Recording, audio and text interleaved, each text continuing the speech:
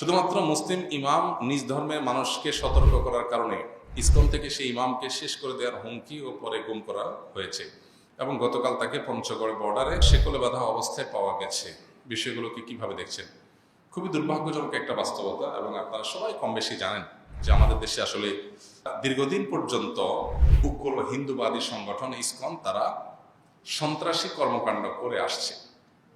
আমরা মনে করি তাদের যে আমল নামা আমাদের সামনে আছে, ইতিপূর্বে যে আমল নামা আছে, যেমন 2014 সালে তারা ঢাকার স্বামীবাগে তারাবির নামাজে বাধা দেওয়ার জন্য চেষ্টা করেছে এবং তাদের নামে এই অভিযোগটা বেশ জোরালোভাবে উঠেছে। এবং 2016 সালে সিলেটে কাজল শাহ মসজিদে জুমার নামাজ পড়ার সময় লাউড স্পিকারে গান বাজনা বাজায় তারা ডিস্টার্ব করেছে এবং সেই ঘটনায় যারা বিরোধিতা করতে গেছে তাদের উপরে তারা হামলা করেছে সশস্ত্র।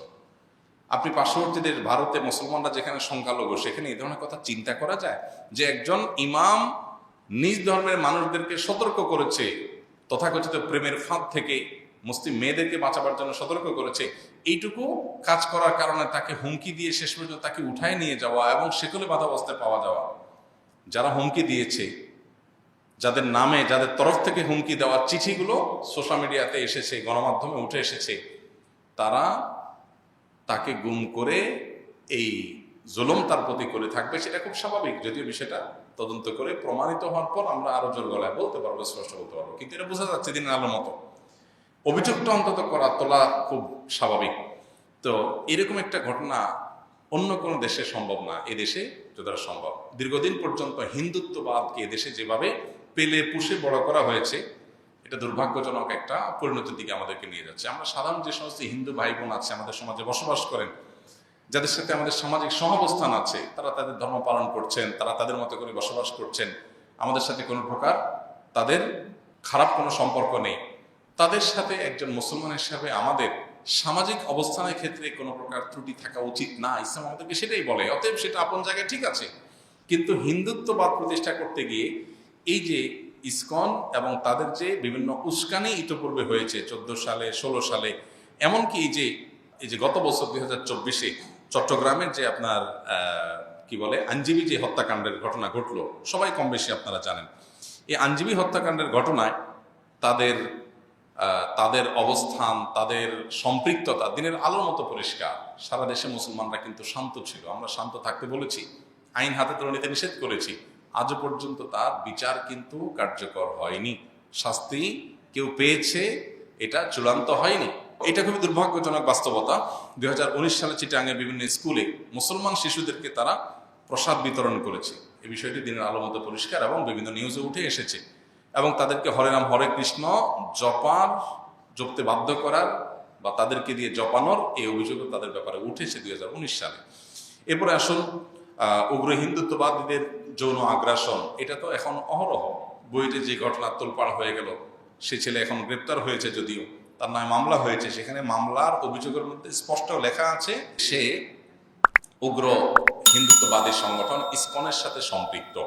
তাহলে এখানে মুসলিম মেয়েদেরকে তথাকথিত প্রেমের ট্র্যাপে ফেলে তাদেরকে যে যৌন অত্যাচার, তাদের উপরে নিপীড়ন তাদের উপরে করা হচ্ছে। গাজীপুরে যে মেয়েটা 13 বছর উপর তারপর হয়েছে, এই ঘটনাগুলো আজকে ঘটছে তা শুধু না, এটা দীর্ঘদিন থেকে ঘটে আসছে এবং সেটা চরম একটা পর্যায়ে পৌঁছে গেছে। কারণ কি?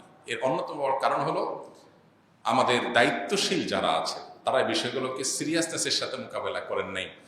সাম্প্রদায়িক সম্প্রীতি দেশে বজায় থাকুক আমরা চাই, কিন্তু যারা উস্কানিগুলো দেয় তাদেরকে দমন না করে শুধুমাত্র মুসলমানদেরকে শান্ত থাকতে বলা এবং সাম্প্রদায়িক উস্কানি যেন না হয় সেজন্য বলা, এটা হাস্যকর। আপনি এই ইস্যুগুলো বন্ধ করেন, যে ইস্যুগুলো থেকে সাম্প্রদায়িক সম্প্রীতি নষ্ট হতে পারে। এই জন্য সংশ্লিষ্ট কর্তৃপক্ষ তাদের যথাযথ ভূমিকা নিবে, সেটা আমরা প্রত্যাশা করি, তাদের কাছে আশা করি। 2014 সালের অভিযোগ করার কারণে মসজিদের ইমামকে গ্রেপ্তার হুমকি উল্টা দেওয়া হয়েছে। 16 সালে সিলেটের ঘটনার প্রেক্ষিতে মুসল্লিদের উপরে গুলি চালানোর ঘটনা, গ্রেপ্তারের ঘটনা ঘটেছে। তার মানে এই হিন্দুত্ববাদীরা আমাদের প্রশাসনের একটা অংশকে তারা কিনে ফেলেছে এবং তারা সাধারণ হিন্দু ভাই বোনরা যারা আমাদের দেশে বসবাস করছেন তাদের এই শান্তিপূর্ণ বসবাসটাকে বাধাগ্রস্ত করছে। অতএব এদের বিরুদ্ধে এই হিন্দু ভাই বোনদেরও মুখ খোলা উচিত। আমি মনে করি এই নিষিদ্ধ সন্ত্রাসী সংগঠনটা নিষিদ্ধ হওয়া উচিত এবং এই সমস্ত কার্যক্রম বাংলাদেশে ব্যান করা উচিত। তা না হলে বাংলাদেশের মতো এরকম সাম্প্রদায়িক সম্প্রীতির উজ্জ্বল উদাহরণ পৃথিবীর আরেকটা দেশ খুঁজে পাওয়া কঠিন, যেখানে হিন্দু মুসলিম মিলেমিশে বসবাস করছেন শত শত বছর ধরে, যুগ যুগ ধরে। সেখানে এই ঐতিহ্য আমাদের নষ্ট করার জন্য তারা পায়ে তারা করছে। দেশের সামনে নির্বাচনকে ঘিরে দেশকে অস্থিতিশীল করার যে তাদের প্রক্রিয়া, এই প্রক্রিয়া বন্ধ করার জন্য এই ইসকনের সমস্ত কর্মকাণ্ড নিষিদ্ধ করা এটা সময়ের সবচেয়ে প্রয়োজনীয়তা। বিধায় তারা এই যে একজন ইমামকে মসজিদে তিনি তার কথা বলার কারণে অনেক অনবরত যখন হুমকি দেওয়া হয়েছে, তখনই প্রশাসন উচিত ছিল এই বিষয়টার প্রতি নজর দেওয়া। দুর্ভাগ্যজনক যে সেই ইমামকে কোথায় সে ইন্ডিয়া বর্ডারের কাছে তাকে সেকল বাধা অবস্থায় পাওয়া গেছে, বিবস্ত্র অবস্থায়, নির্যাতিত অবস্থায়। খুবই ভয়াবহ একটা সিমটম। যদি এই সমস্ত ঘটনা পরিকল্পিতভাবে কেউ কোনো ফাঁদ তৈরি করে করছে কিনা, মুসলমানদেরকে অশান্ত করার জন্য করছে কিনা, সেটাও ভাববার মতো বিষয়। এই জন্য আমাদের খুবই সুচিন্তিত পদক্ষেপ নিতে হবে, বুঝে শুনে, জোশে জজবায় কোনো ভুল কাজ করা যাবে না। কিন্তু এই সন্ত্রাসী সংগঠন এবং তাদের কার্যক্রম এটা বন্ধ করার জন্য এই সমস্ত ইস্যুগুলো যথেষ্ট। একটা সমাজকে অস্থিতিশীল করবার জন্য যারা এরকম দীর্ঘদিন পর্যন্ত প্রকাশ্যে তারা সংখ্যালঘু হয়ে সংখ্যাগরিষ্ঠ মানুষদেরকে উস্কানি দিচ্ছে, মানুষ কতক্ষণ ধৈর্য ধারণ করবে? আমরা তো মানুষকে ধৈর্য ধারণ করতে বলবো, কিন্তু বাস্তবতা হলো সেটা খুব কঠিন। এই জন্য এ ব্যাপারে সংশ্লিষ্ট কর্তৃপক্ষ সর্বোচ্চ পদক্ষেপ নেবেন এবং এটা বন্ধের আন্তরিক চেষ্টা চালাবেন, সেটা আমরা প্রত্যাশা করি। এবং আমার মনে হয় যে এই সন্ত্রাসী সংগঠন বিশেষ করে এদেরকে নিষিদ্ধ করা, এটা শুধু মুসলমান নয়, শান্তিপূর্ণ হিন্দু ভাই বোনদেরও দাবি হওয়া উচিত।